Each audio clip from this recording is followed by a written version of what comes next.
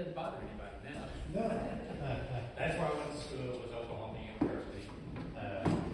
My law degree, I went to work for an Indian firm, having grown up in New Mexico, and basically saw what happened to the Navajo and Pueblo people after the uranium mines, and it just devastated the country there, the Navajo lands, and so that's primarily why I wanted to become a lawyer, to do something to make a difference. I don't know if you guys know that Missouri has no tribal plats or reservations or areas. Kansas has 4. Oklahoma has 39 tribes based in Oklahoma. So there's always work. So I don't know if you guys can see this, but this is my first sculpture. This is John Doherty, the elk runner. And it's kind of cute. I took it to a foundry in Loveland, Colorado. The lady there says, we get a lot of people's first sculptures. They're always little round things. Well, that's not a little round thing. So now what I want to do is I want to read this. This came from an 1848 newspaper, the Peoria Democrat. So I have a little bit of light here. So in the year 1818, the Missouri Fur Company had a post just below Council Bluffs. It's still there, part of Fontenelle Forest. You can find it. Named Fort Lisa, after the gentleman who established it. There was much competition in the trade at that time, and it was considered a grand point to select the very best men for runners. Mr. Lisa had with him a young Kentuckian named Doherty, a fine, daring fellow with a frame of iron, the speed of the ostrich, and the endurance of a camel. He was fortunate, moreover, in the retention of a half-breed, this is Lisa, called Mal Buff, who, notwithstanding his name, meaning bad beef, was considered of hardly less merit than Doherty. And between these two men, consequently, a keen rivalry existed. Doherty had traveled on foot from the Blackbird Hills, you know where that is, St. Joseph, to Fort Lisa, a distance of 90 miles in 13 hours. Now, Buff also boasted some astonishing feats of quote-unquote bottom, and both were stationed at the fort during the time we speak of for the purpose of providing venison. One evening in July, the weather extremely warm, the grass was high, and the post unfurnished with meat. The two men were playing cards when their employer came up, reproached them with their negligence, and ordered them to start the first thing in the morning on a hunt. Obedience was promised, of course, but the game continued, each moment growing more desperate. The spirit of rivalry pervading their hearts in everything, till finally morning broke, as the half-breed declared himself to be broken. They fell asleep on the spot, and the sun was well up when Mr. Lisa, informed of the case, again approached, in no pleasant humor, it may be supposed, cursed, whatever, until the delinquent was fully aroused and a little ashamed, took their guns and started for Papillion Creek on the edge of the prairie about 5 miles off. It's still there, by the way. They discovered a gang of elk when the Kentuckians suggested a plan of approach, which would enable them to give a good shot. The half-breed, rankling at his companion's triumph the night previously in cards, observed, I don't kill elk with my gun, but with my knife. The pluck of the other was aroused in an instant, rightly interpreting the vaunt as a challenge to a trial of speed and bottom, and on his saying proudly what his companion could do, he could do also. Both hung their guns in a tree, and approaching the bank as near as possible, they suddenly raised the Indian yell, which has a most paralyzing effect on the animals. Off the creatures went across a low prairie, a few miles in width, leaving their pursuers far behind, but steadily the latter continued their pace nevertheless. They reached the bluff, ascended, crossed, descended, one resolve uppermost in their minds, never to say fail. League after league the chase and race continued, the men panting like hounds, cooling their mouths in an occasional branch by throwing up the water with their palms, but still unpausing, until approaching Elkhorn River, a distance of 20 miles. By mutual agreement, they took a circuit with an increase of speed, got ahead of the elk, and actually prevented them from crossing. Leagues and leagues up on a new track, the chase continued. The animals by this time so exhausted by heat, thirst, and above all, fright, for the hunters had incessantly sent forth their yells, in this as much a scream of mutual defiance as an artifice of the chase, that they scarcely exceeded their pursuers in speed. The latter, foaming, maddened with excitement, redoubled their efforts until the elk, reaching a prairie pond or sink, the hunters at their heels, plunged despairingly in, lay down, and abandoned themselves, heedless of all else, to the gratification of their thirst. The frantic rivals, knife in hand, dashed in after the party, began the work of slaughter, pausing not till they had butchered 16 elk, dragged them from the water, cut up and prepared the meat for transportation to the fort, whither they had to return for horses. Had the race ended? No, for victory or death was the inward determination, and as yet neither had given way. Off dashed again the indomitable half-breed, and at his side the unyielding Kentuckian. Ridge and hollow, stream and timber, no yelling now, and desperate silence were left behind. The sun was seeking, blind, staggering. On they went. They reached the fort, haggard, wild, and voiceless, as from the fires of the savage. The gauntlets of fiends. A crowd gathered round the exhausted men who had arrived together, and now lay fainting, still, side and side, a long time before they were enabled by signs and whispers to tell that they had run down 16 elk, and yet couldn't say which was the best man. This feat brought upon Doherty an affection of the lungs, nor did he recover his strength for several years. He is still alive, a quiet, influential citizen. Malbuff, this was written in 1848. Malbuff became very dissipated and died in a short time. Our informant tells us that he has made an examination of the country forming their racetrack himself, and they, without exaggeration, must have run 75 miles between the hours of 8 a.m. and 7 p.m. Whoa. Wow. So that's a good story, and that's why I proceeded to do. I wanted to do a sculpture of the elk runner. I'd never done a sculpture before, but it looks okay. It looks good I to thought me. about trying to bring it in here today, and as soon as I tried to pick it up, I said, It's over 2 foot tall, and it's a good, 20 inches wide, and it's heavy. It's like 103 pounds. So one time I waited, But so we're done with that. If we want to start on the others.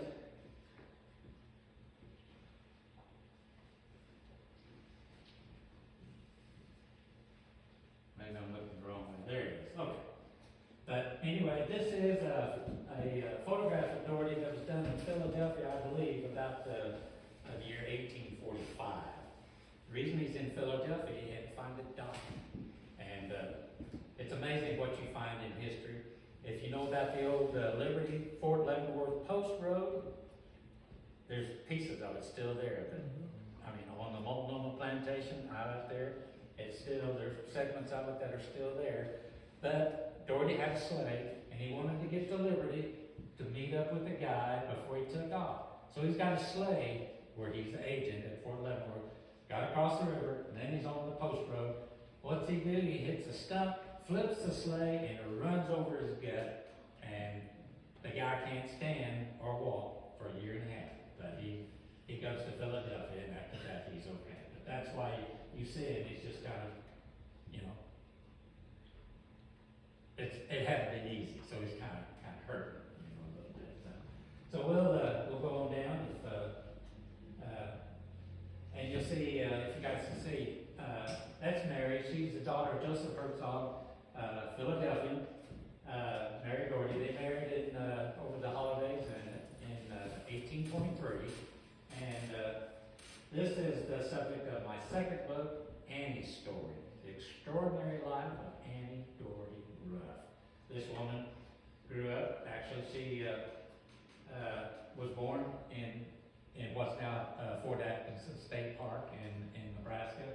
But she was educated in St. Louis, went to girls' school. She actually went to school with the wife of Ulysses S. Grant, the future wife of Ulysses S. Grant, and others. But so far as I know, and I know there's probably others, but being married to an Army officer, I know she traveled over the Oregon Road all the way to Fort Vancouver and on the Santa Fe Road, did them both.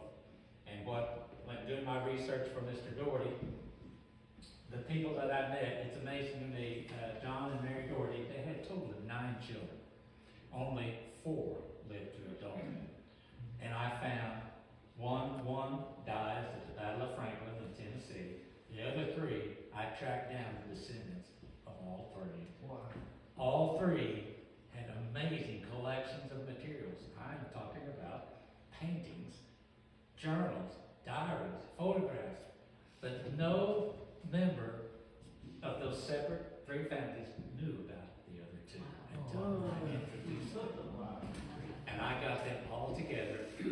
Everybody that knows Elise Doherty Cooper, that's where I got them together, was her house. And if you know Elise, I've known her now over 2 decades, and I call her every Friday night, and I've done that for 17 years. Every Friday night at 5:30. But anyway, so this is the Louis Bissell Doherty. So he's the oldest son, Annie is the oldest surviving child, but he's second, Louis Bissell. He's named for Captain Louis Bissell, whose house still stands in St. Louis. If you guys, it used to be a dinner theater. I don't know if it still is after COVID or not, but it's over there off of Grand Avenue, and it's just not, it's like 3 blocks off of I-70.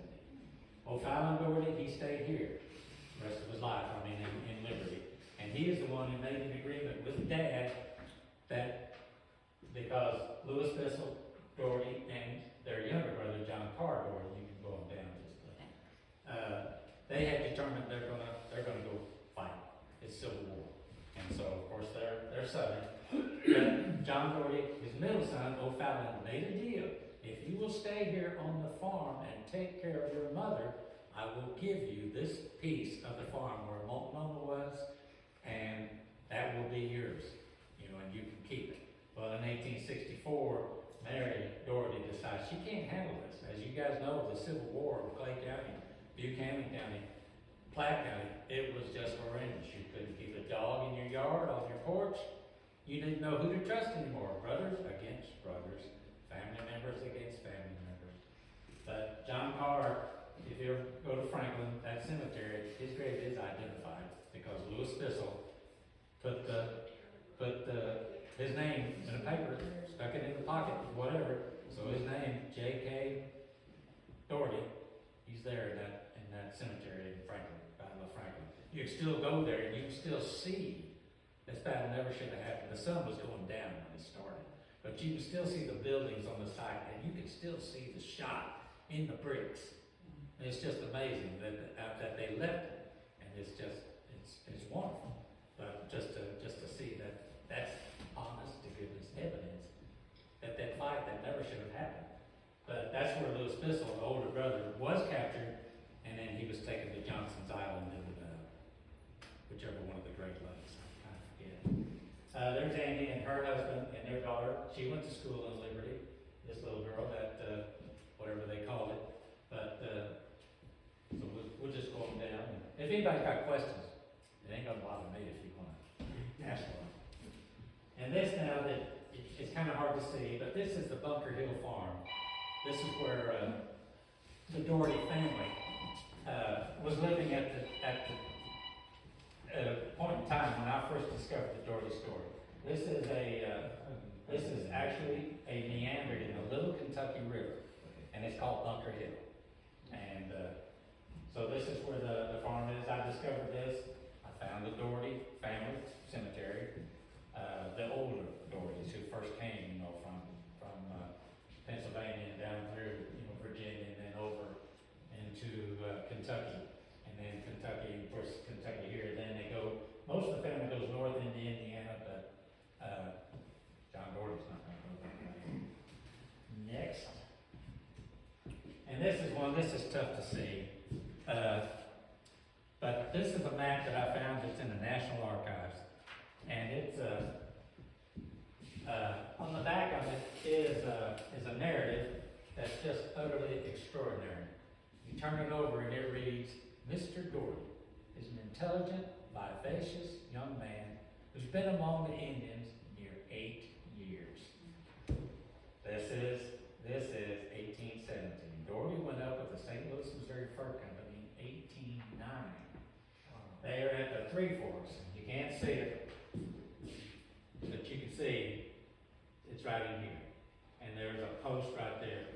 So this is basically the Yellowstone River. Sorry this didn't broaden out to the screen. I don't know if you want to enlarge that. No. But it's nice, but it's What state is that in? this is Montana. Montana.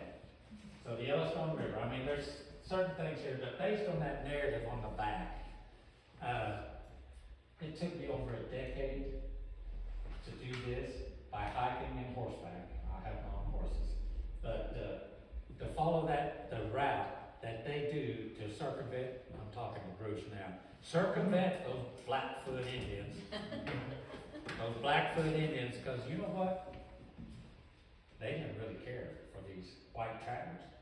And in case we forget, I don't want to forget to tell you, licenses given to these companies were to trade, not to hunt, not to trap. So that irritated, all the tribes up and down the Missouri River. But the bottom line was people did it, otherwise we'd never have mountain men, who became free trappers or whatever. But anyway, that narrative on the back is extraordinary. And by, well, like I said, it took me a long time, but I finally pieced together that route and how they got basically from the Three Forks down in to what we now call Henry's Fork of the Snake River in Idaho. And it is just gorgeous. I mean, you think about this and it's just, man. But anybody who wants this copy, I can send email copy. You can blow it up, you can read the narrative, you can look at the map. It's just fabulous. But it's National Archives, so there's no prohibition to publish, me to give it away or anything like that. It's there. We'll continue. Okay. Okay, this is a map that I put together for this book, and so what you're looking at here is Yellowstone National Park, but the route that's in that narrative, it starts up here, never goes right through the park, it gets over here to the top, and then all the way down in here. But a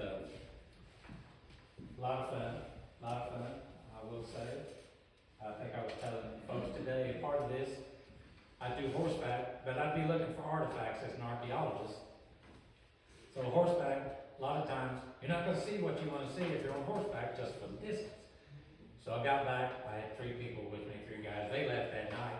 I spent the night, went back up there on foot, and the hoof prints that we made the day before, I found a spot where Grizz had walked on top. I had a water bottle, I guess I could have thrown it at him.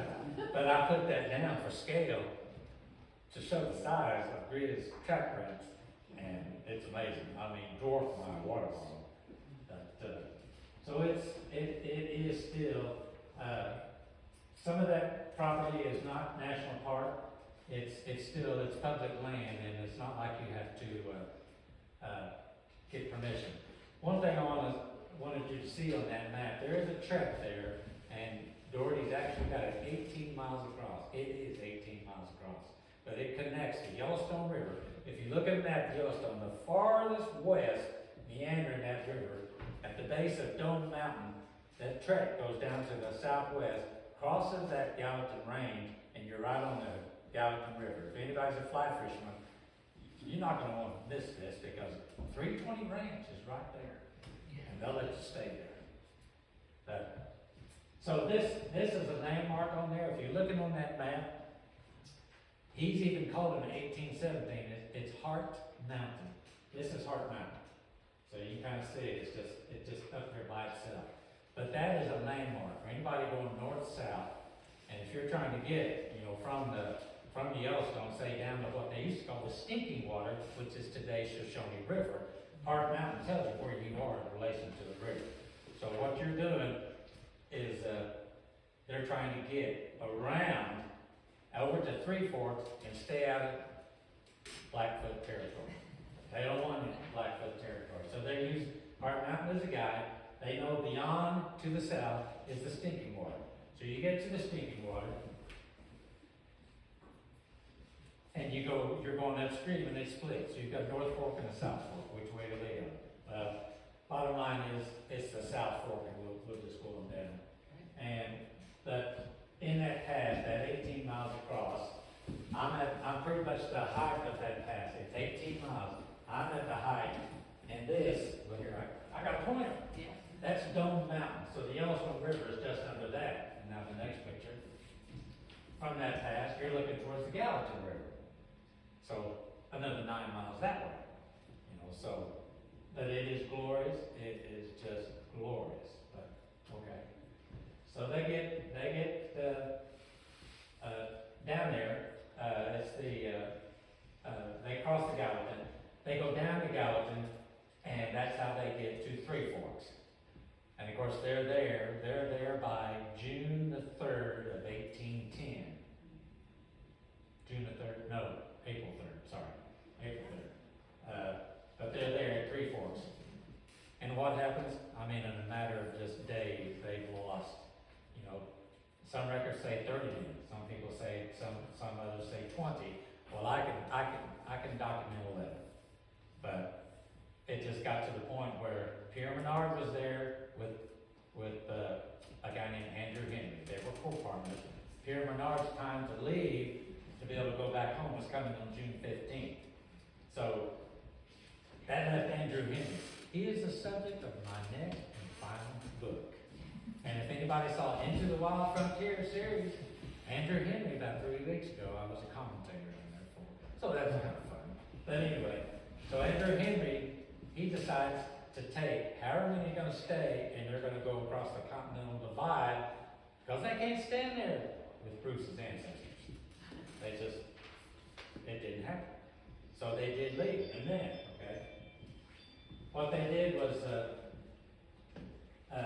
find their way over to, and right in here is Shoshone Pass, and that previous picture was Shoshone Pass. I should have mentioned it. But anyway, they came down. So what you're doing now is you're in the Wind River Valley.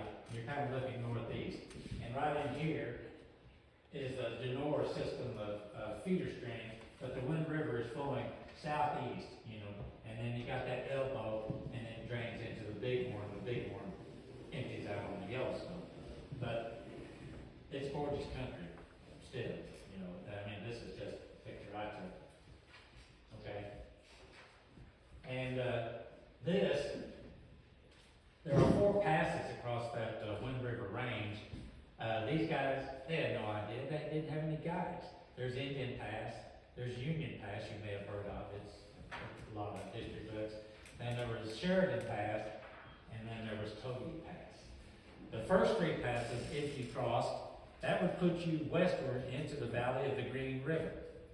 And you follow that down, you get to Pinedale, Wyoming, right?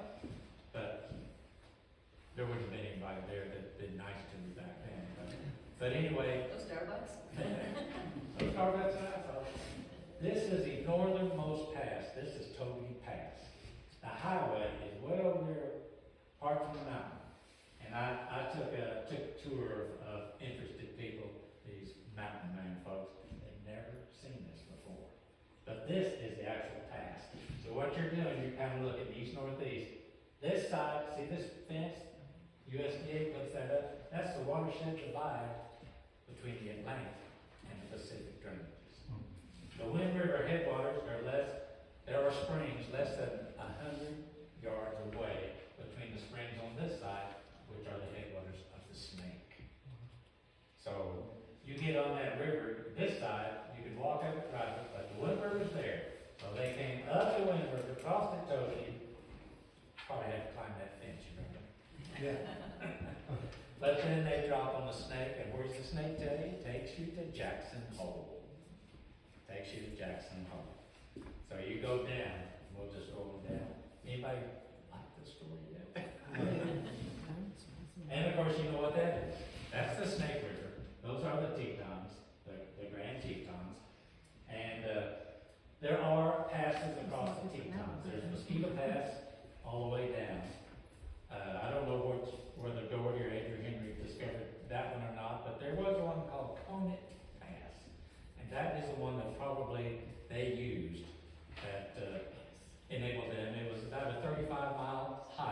But the highest, it's only like 8,500 feet in SL, so it's not like you're climbing to the top of, the Grand Peak and going over it, it's just, but it's formidable looking. I mean, you look at that and it looks like the jawbone of a carnivore, that's the backbone of the continent. We'll go on down. And so what you've got here, just make sure I'm looking at the right spot.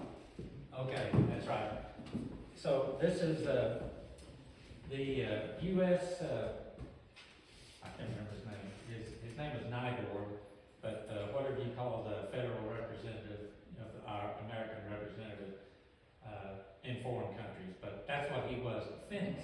And so this is called Finlandia Ranch. It's in Idaho, of course. What you got, if you're looking at that and you're looking at the Tetons, you got the Snake River on the east. The Snake River runs south. You got the river on the west. Which direction does that river go? It goes north. So it goes up and it goes north, it goes over to the west and drops down and empties into Henry's Fork of the Snake. The Snake is, of course, what circles, comes down on the east side of the Tetons underneath. That's not a good way to go. If you know the story of Wilson Price Hunt, the very next year, they lost their canoes, and that Boise Museum, if you ever go to Boise, Idaho, Museum of Natural History, they actually cut cubes out of the gravel of that, where these falls were, where these guys went over. And in those cubes of gravel, you can still see tracks, you can see gun parts, you can see rifle barrels and stuff like that. But that's the year after this. But anyway, this is the Conant Meadow. It's called Henry's Meadow after Andrew Henry, and it's on the Finlandia Ranch. So what you're doing is kind of looking to the east, because you're now on the west side of the Tetons. So we'll go on down. And this guy's name is Hazen Hawks. 1917. If you know that part of Idaho, there's always all these canals. They're trying to keep the water distributed, because it's agricultural. He was, in 1917, he found this rock. A. Henry, J. Hoback, P. McBride, B. Jackson, and then this one is L. Capper. And it's got a drawing of a man's face, and people used to say that there was a swastika there. And maybe once upon a time. This rock is now in Idaho Falls, Idaho, in the museum. This rock was found like 50 years later when this guy, he was a kid in 1970, he's not a kid here. They just went back out looking for this rock and they found it. But his wife found this one. This one is at the Jackson Hole Museum until I contacted them a couple, 3 months ago. They have it identified in their collection. They don't know where it is. And it's identified. It's got the name L. Capper and 1811 on it. That's when they're here, is the winter of 1810 and 1811. And next one. Actually, let me back up just a little bit. Hazen got married, and they had a daughter, Margaret Hawks Lindsley. And I got to know Margaret fairly well. I mean, she died in 2011, but she took me to the spot where her father had found that rock and taken me all around. She just couldn't believe I was so interested. And she was magnificent. I'd call her, but I did learn one thing about Margaret Hawks Lindsley. You do not call her before 12 noon. But she's good. Okay, these guys, we mentioned them a while ago. This was Manuel Lisa, who was one of the partners. He died in 1820, so we're still talking about, that's like a decade in the future. This is Pierre Menard. If you ever go down to St. Genevieve, Missouri, there's a ferry there. You go over to Illinois, and the first house you see is a grand National Register property. It's his house. Pierre Menard ended up being the first lieutenant governor in the state of Illinois. Next. This guy is Thomas James. he actually wrote a book about his time with the Missouri Fur Company up at Three Forks. He's one of the ones that went back to St. Louis with Pierre Menard. He did not stay out with Doherty under the leadership of Andrew Henry.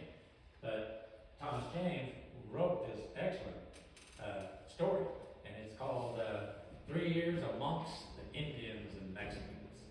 But he's from Madonnaville, Illinois, and I found his home site and where he's buried. But it is quite a story. I mean, and you can find it online for, $12. But this guy is Sibley, and you know who he is. Fort Osage. He was the factor there at Fort Osage. Going down. So he's part of the story.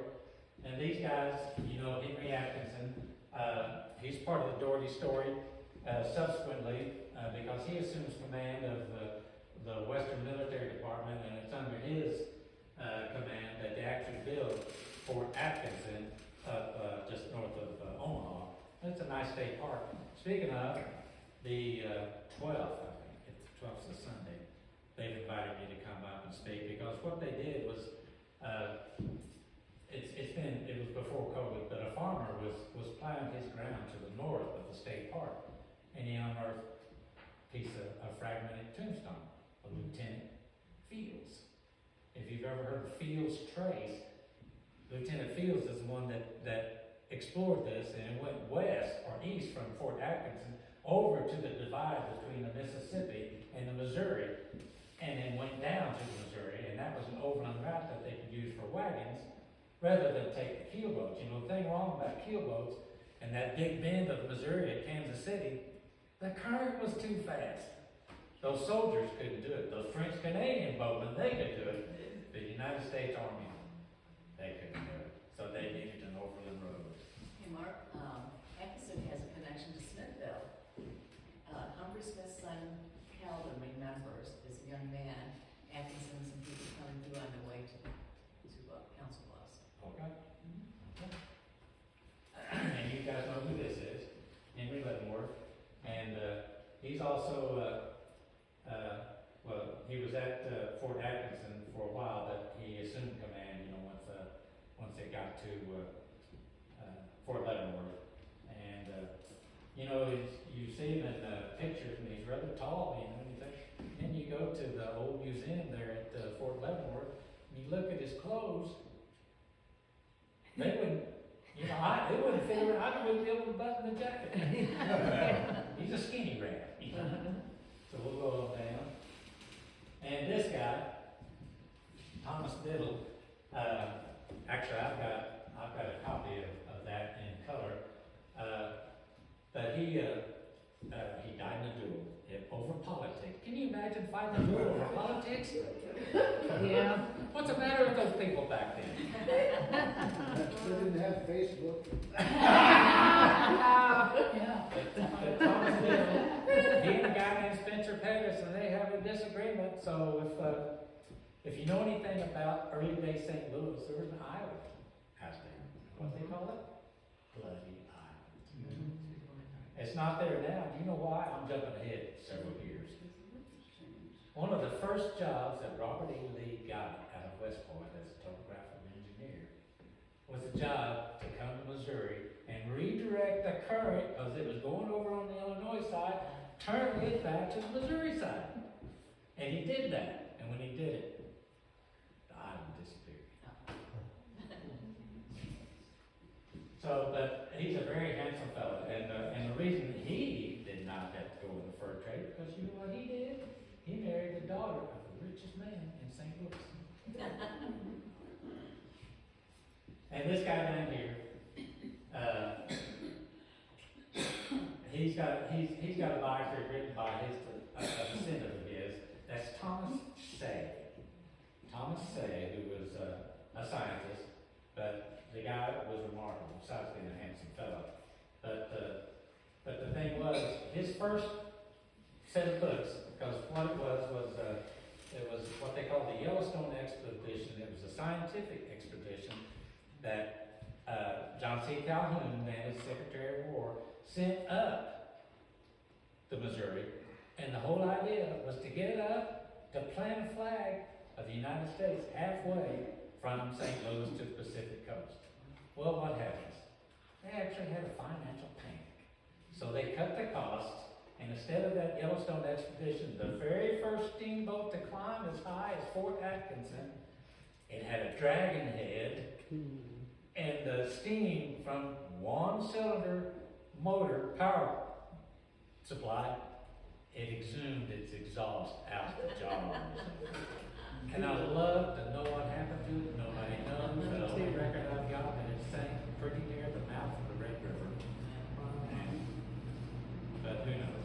But anyway, actually he is also, now imagine this.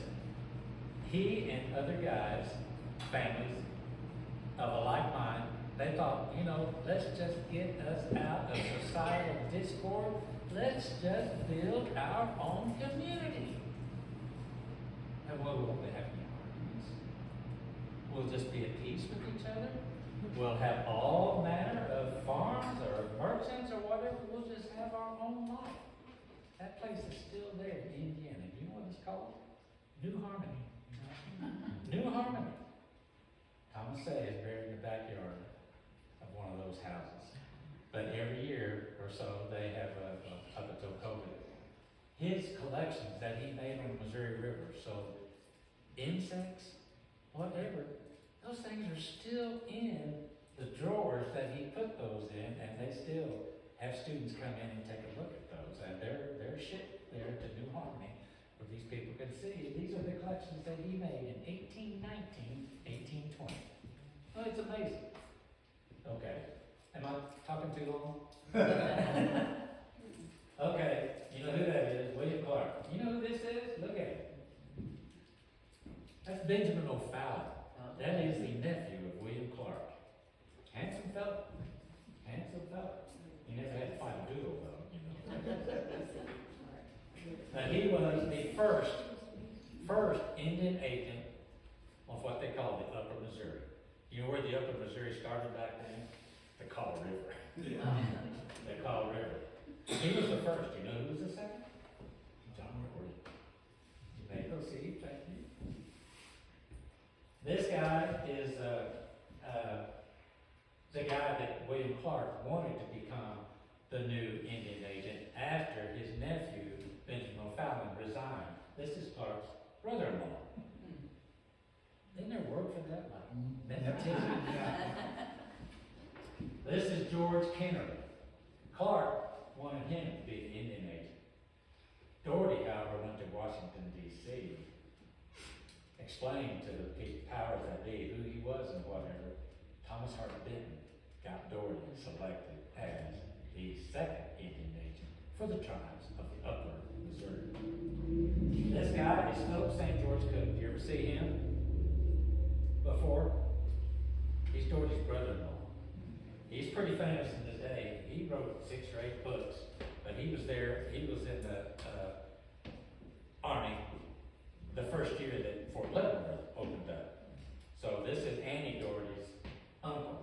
And if you ever see a copy of my Annie story, this book has Doherty's map on it. Annie's story has got the map of the Santa Fe Road that this guy drew.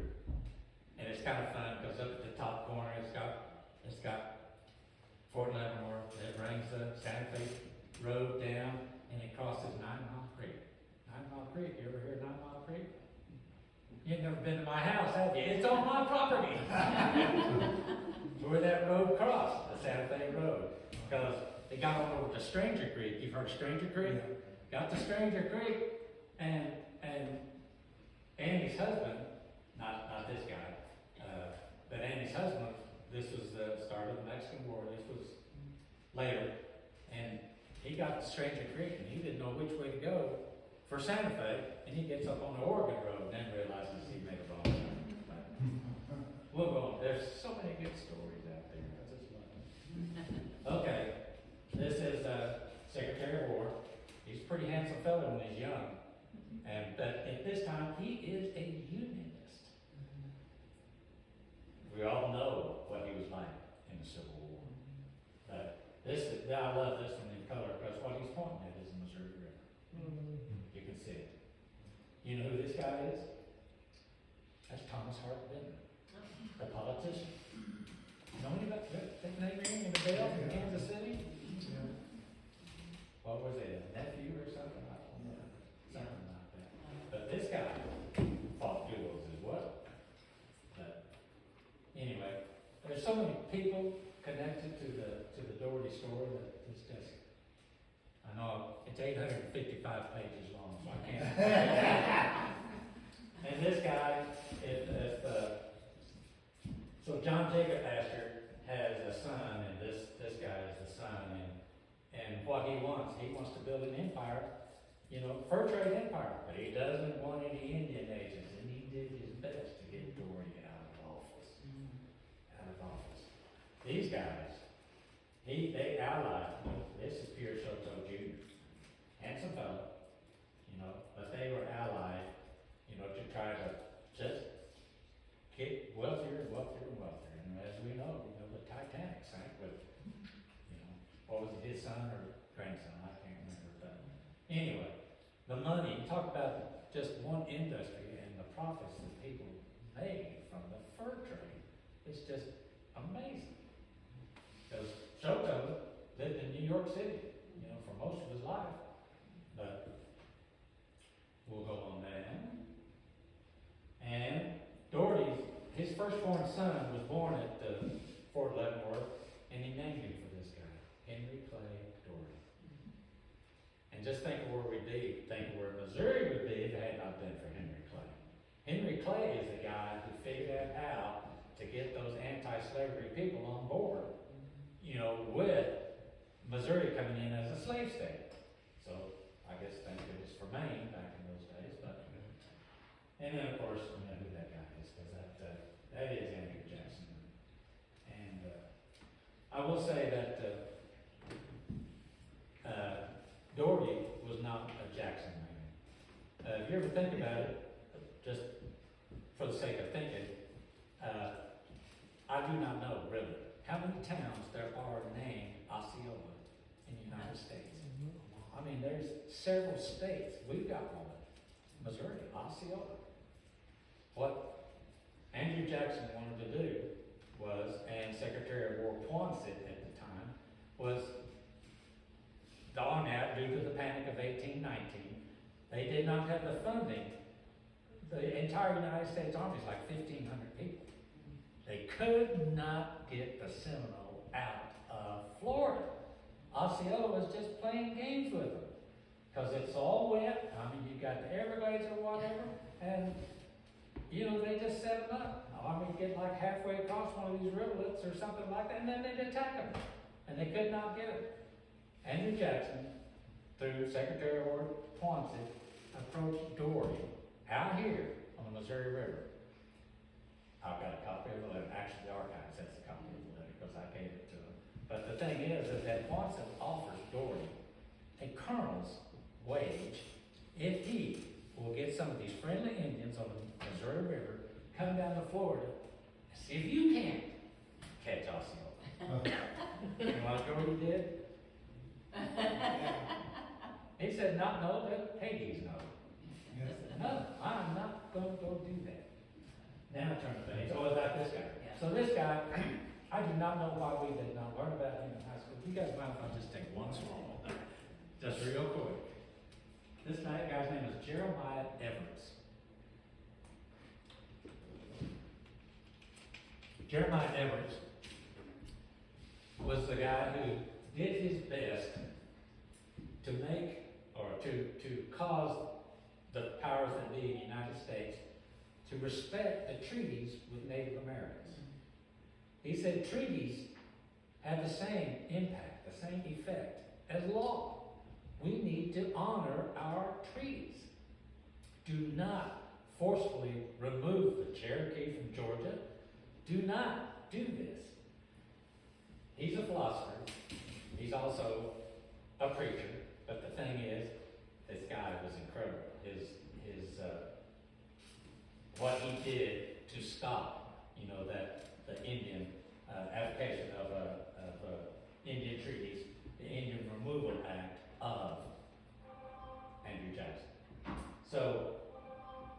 he does what he can do. He has a guy take us from Rhode Island to argue on his behalf in the Senate, and he had another individual to do what he could do in the House of Representatives to try to persuade their countrymen in the House and the Senate to do what they could do to keep treaties in effect. Let's honor them. Do you know the identity of his guy in the House of Representatives, who was also not a Jackson man? He really did a good job, because the vote was like 5 votes, if I remember correctly. Had they got another 6 votes, that Indian removal act wouldn't have happened. Was it David Crockett? It was David Crockett. It was David Crockett.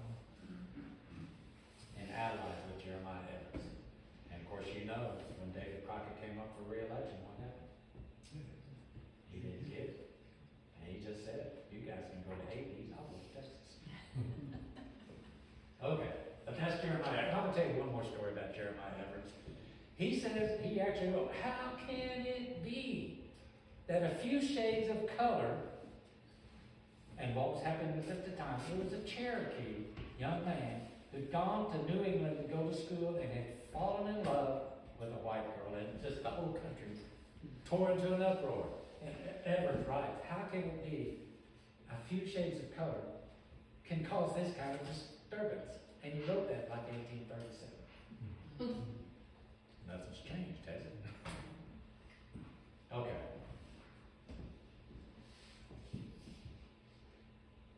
All right, these guys, they're both in the story. What they really did was, this is Hitchcock. He really tried to get Doherty out of office. Doherty was a stickler for the rules. These guys aren't. There's other stories, but. And of course, this is one thing Doherty did. The prevailing thought at the time was missionaries got to get out there and get to these Indians. Everybody believed Native Americans are going to go extinct. Just quicker than we'll pay attention to them. So the missionaries went out. You know, everybody wanted to go northwest for whatever reason. But these two guys, Samuel Alice and Moses Merrill, they got to St. Louis too late to catch a train, fur train or whatever, to get out to Fort Vancouver. So Doherty talked to them, how about just going to the Pawnee? Samuel Alice and Moses Merrill. Moses Merrill died. Samuel Alice did not. Here's a quick story for you. The Pawnee, of course, you know what winters are like in Nebraska. Well, the Pawnee are there. You got to have your horse herders watch, because people are always stealing horses. That's what the teenage boys would do. They'd be out there watching the horse herders. Well, this one Pawnee boy, young man, gets frostbite, loses his lower legs from the knees down. Pawnee are steady, yes, they have dugouts or earthen huts, earthen houses, but they still go off to the front range of Colorado, hunt bison, hunt horses, or whatever. They abandoned that boy. Samuel Alice writes about this in a letter. He took the boy in, kept him around. The boy walking around on his knees, would do garden, would take care of cattle, would do chores around the house. But then Samuel Alice writes in a letter about one of those hard winters, and they went to bed, he and his wife, the legless boy, and a newborn calf, all in bed together, trying to stay. You got it. Isn't that a scene? Okay, we'll go. These guys, anybody been to St. Louis to the Robert Campbell Museum? This is Robert Campbell. How about this guy up here? Anybody know this guy? I have to look to see myself. But that is Louis Bison. We'll go on down. But Robert Campbell is he and Doherty formed a partnership after Doherty's agency career as sub-agent, and they went into businessship, and they relationship where they supplied army posts growing up, and if anybody's ever seen a picture of one known, they made a lot of money. They made a lot of money, and we're going down. And this is one of the first treaty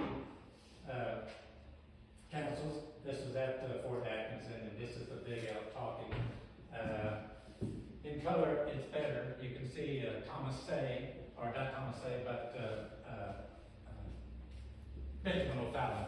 He had a costume made for him as the Indian agent. Doherty didn't do that. Benjamin O'Fallon did. But that's Doherty that's back here. I think it's that guy right there. But this is a drawing of, this is Robert E. Lee's map that he did. You can still see Bloody Island there off, the current. But once Robert E. Lee got those, all those measurements were Robert E. Lee's, and he's figuring out how much water can he get diverted over there and leave Illinois. And he did. Okay. And this is Fort Leavenworth, and you can see the territory and stuff like that. I like old maps, probably more than most people know. People going down. This is Bellevue. This was Doherty's agency up there in the Council Bluffs. It was one of about 26 different Indian agencies, or Indian trading posts. And this is Bellevue. And what you can see right here, anyway, where those structures are is down here, actually, but that's what the railroad, modern day railroad took over. But that old road that goes up this way and around, that road is still there. And Dick Jenkins, the state archaeologist in Nebraska, he's passed away now, but he's the one that did the work up here. There's a cemetery, right now it's in Fontenelle Forest, and there are hiking paths through there. So if you leave Bellevue and you go on downriver, this is the west bank of Missouri. If you go on downriver, you go up a hill,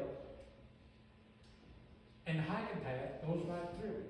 And it's a cemetery, there's no markers. But Doherty's brother, Hannibal Doherty, is buried there. And several others. I went up there, I found a tooth in the hiking path. I'm an archaeologist, not an anthropologist, so I took it to a friend of mine, and it was a lower third molar of a Native American boy. This is the steamboat I was talking about, the Western Engineer. This now, that bluff line, based on that bluff line, what I had selected as my best guesstimate as where that cantonment was at the time, 1819, 1820, I was about 100 and some odd feet away. What they did was put a bicycle path over there here a while back. Rob Roselle, the Nebraska archaeologist, of course, I have a shovel. He actually found it when they were like over 2 feet deep, these rock subterranean walls of these cabins. And now it's the landowner donated, I think it was 2 acres to the state, so it's a state historic site now. And you can go up there, but you can't. Used to, you could drive that road up there all the way around, and you could go up to the old post out of Fort Atkinson. Well, not anymore. The last flood got it, so now you got to go back out to whatever highway that is. Okay, and that's another one of my maps. Sorry,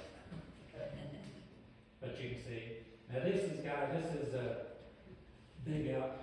This is the guy that called Doherty his brother. He is Omaha. But the stories about him are amazing. Manuel Lisa had his Indian wife, let's say. Her name was, if you saw it in print, you'd call it Matane, but they actually call it Mitini, and means daughter of the half moon. Manuel Lisa has 2 children, female, and a young girl, and then later a boy. Well, he was successful in getting the girl back down to St. Louis for his wife to raise. Well, when Manuel dies in 1820, Manuel's wife puts her in the convent in St. Charles. That building, convent, is still there in St. Charles. So she's being administered to, and of course she's treated like an orphan because nobody knows who her Indian side was. And then in the materials I collect for the Doherty book, I get a letter from Doherty's brother-in-law, William Wycliffe at the time,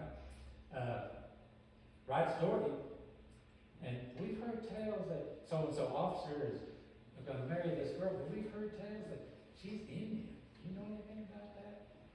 Well, she was engaged to be married to this army officer. She doesn't marry, so evidently there was still that going on.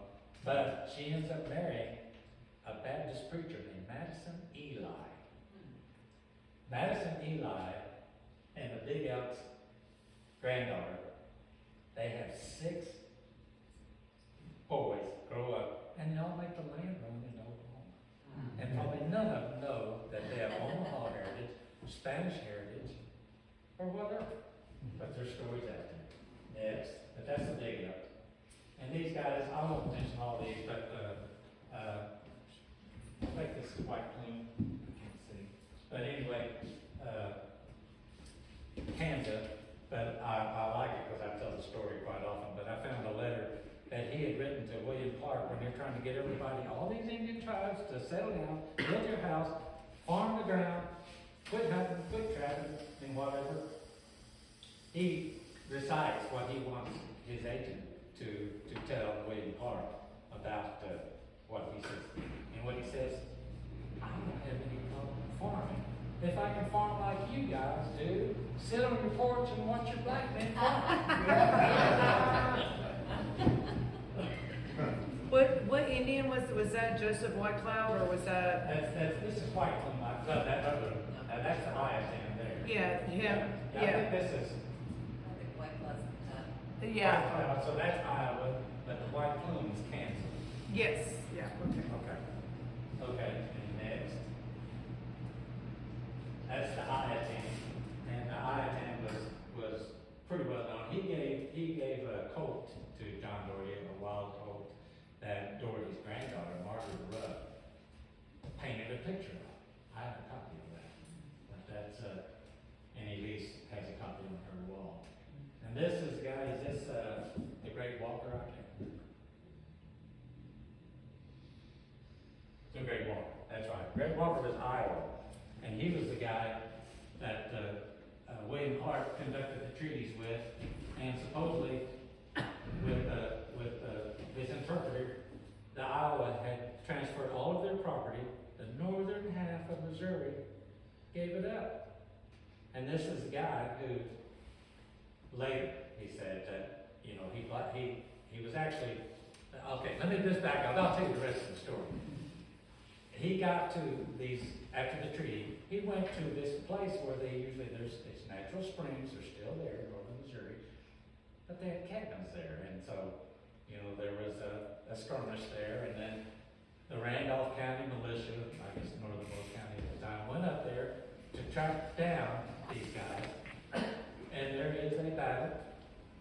The Great Walker, actually, if you remember the story of Magua and Baxter Mohegan, that's what the Great Walker did with one of these guys. Just cuts at his heart, takes a bite out of it, throws it at him, and then takes that militia guy's body and throws it in the fire. And then they take off. Well, they are caught, they're arrested, brought to St. Louis, but that's not the court. They go back to Randolph County, which is going to make it more severe, you would think, for these guys. His lawyer was George Shannon. Do you know that name? Traveled. He was the youngest man with Lewis and Clark. William Shannon, who lost a lower leg, he became an attorney. William Shannon did not believe, like William Clark, Lewis is already dead. Don't take advantage of these people. George Shannon was his attorney, got him off on the charge of murder. Got him off to thumb his nose at William Clark. There are transcripts of that trial, and actually somebody was telling me about St. Joe, in that historical collection of St. Joe, they've got a transcript of that trial. George Shannon being the Great Walker's attorney. Another good story. We might be getting close. And these are some others. There is Osceola, though, right there. And that's a terribly sad story. But, because he was taken prisoner under a flag of truce. Under a flag of truce.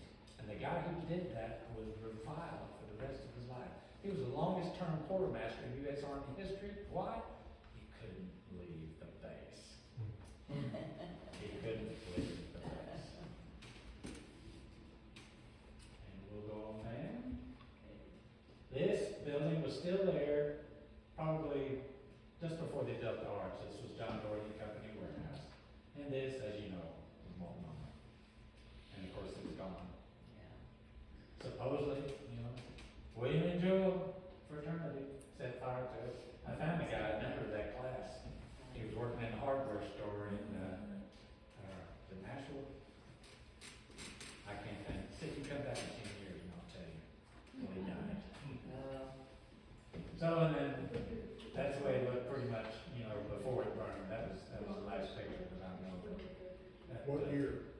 What now? What year? Did it burn? Yeah. 1963. So I never saw it.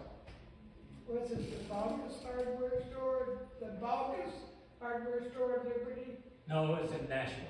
Oh. Yeah, it's in Nashville. I'm sorry. Yeah, but it's close by. But anyway, Doherty's property was divided, and that property that took in that was Philip St. George Cook's property, the brother-in-law of Doherty. That the hardware store. It was a hardware store, but it was inside what Doherty's name and it was Cook's name. So I think that's all. That's the last one. We can turn lights on now.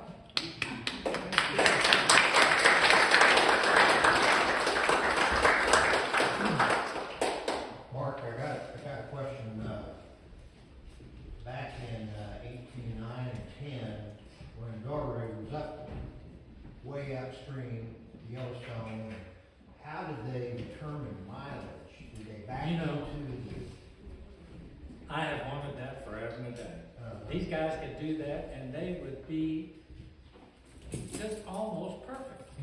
Almost perfect. I don't know how you can do that. And I don't know how they can do it day after day after day. Well, we went, 17.3 miles, just, I don't know how they did it. I've had people try to tell me that it had something to do with, speed, if they could calculate.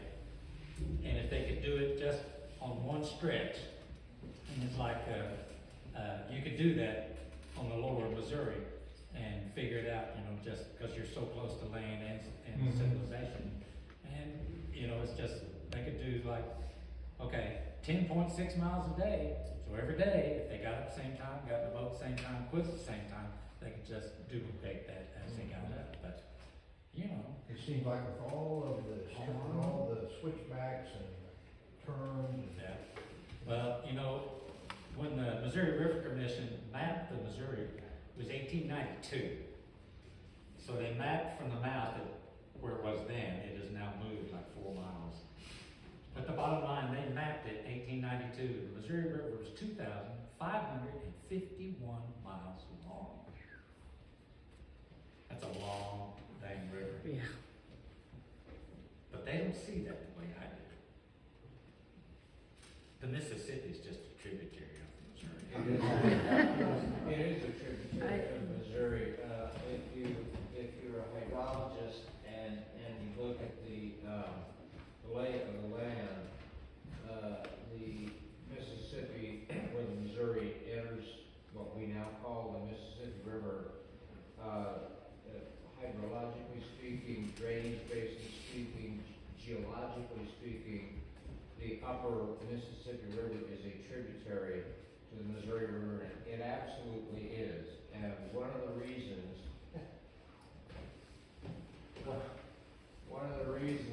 is that, I think it was Marquette and Joliet, they got to the point where what we now know as the Missouri River enters what we now know as the Mississippi River. They got there, and there was a log jam at the mouth of the Missouri. And they looked at that log jam and said, "The heck with it, we're just gonna go straight." And they did. They went up to the the headwaters of the Mississippi River, which was then called the father of all waters at one point. And from that point on, because instead of trying to navigate that log jam, the Missouri was shown as running into the Mississippi River. If the log jam hadn't been there, they would have gone up the Missouri, and it would have been the Missouri all the way down to New Orleans. Yeah. My daughter is a PhD geologist, so she's got an argument. But I will say, this is just me, my eyes. You go to St. Charles, and you take that highway to Alton, Illinois. You take that highway there, it's fine drive, and then you got a ferry over there you can take across. But you're on the highway is on the Mississippi floodplain. That's to your left. On your right is Missouri floodplain. Where is it? 25 feet lower than the highway. 25 to 30 feet lower. And it stays that way. It is much older. It is much older. Missouri had to stay ahead of the advancing ice, you know, back in the day. But, man, that is just, yeah, it's. A long it's time. incredible. Yeah, yeah. But, that's fun stuff. I've had a good career. I like what I'm doing. I will say, I hope by next year, the story of Andrew Henry will be out. And, this guy he's unique, believe me. The material I found for Doherty, you won't find for Andrew Henry. I have scoured the legal records. I've scoured everything I can find. I can't find his descendants, not a single one. The guy was known for having a violin. He played it with sufficient regularity because I can find the store ledger books, and he's buying fiddle strings, time and time again. So he can keep playing his fiddle. The other thing that is unique, depositions and everything, he got what was the first divorce in what will become the state of Missouri. He got it.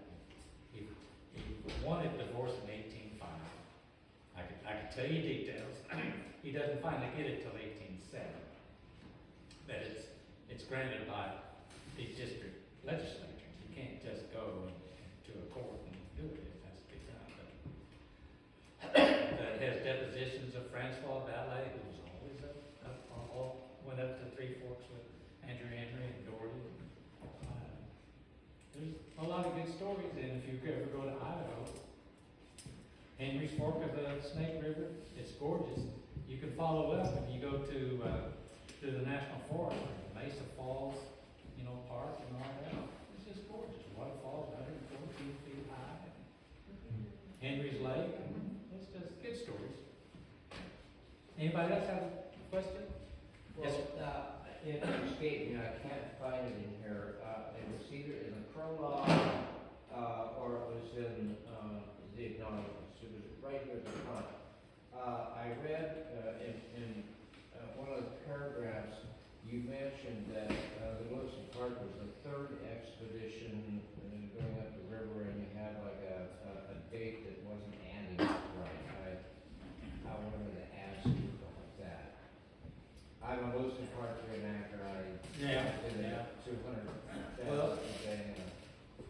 I know that we're never going to know for sure, but Lewis and Clark, you know, we have to give them credit, but you know, for what they did. But the thing was is that you had Coulter who stayed out there, and you had other guys. You know, you had George Juilliard. You know, these guys. Yeah. But And there were other Fairmont, people. and Fairmont as well, Fairmont, Who? Fairmont. You know, Fairmont, like Kit Carson and Oh, Fairmont. Fairmont. Fairmont, I don't know his first name. yeah, I don't know, but their treaty were 1811, 1812, you know, Wilson Price Hunt, and they made it to the Pacific. But that's 6 years, you know, after Lewis and Clark get back. Right. But there are other people there, and I was hoping I'd get to this story. It's a guy named Caleb Greenwood, but he and Doherty, they disappear from the record, you know, for a year and a half. And then come to find out that Louis Bissell Doherty is being interviewed, and it's published like 1934 in Missouri, whatever, and he's talking about his dad, and they're coming back from the Pacific with sour salmon, you know, so, and that's another, you know, group that went out there. And people said, well, surely he went to the Pacific, he named his house Multnomah. But to my knowledge, you can't prove it by the record. I can show that his daughter did, Multnomah Falls, but I don't know, I'm one of those guys that just, you know, just because it's not in the record, doesn't mean it didn't happen. And that's the thing, there's too many strange quirks in the people of this time period. They disappear, and then they show back up. And it says, where have they been? They show back up, which means they stayed away from Bruce's ancestors. He'll get his tongue out, so Yeah. watch out. But Yeah, there's good stories. There's still a few of these books left. They're good. You can't read it all the way through without stopping. I'll tell you that. Yeah. And if you drop it, it's gonna hurt. Thank you so much, Mark. Anyone else have a question?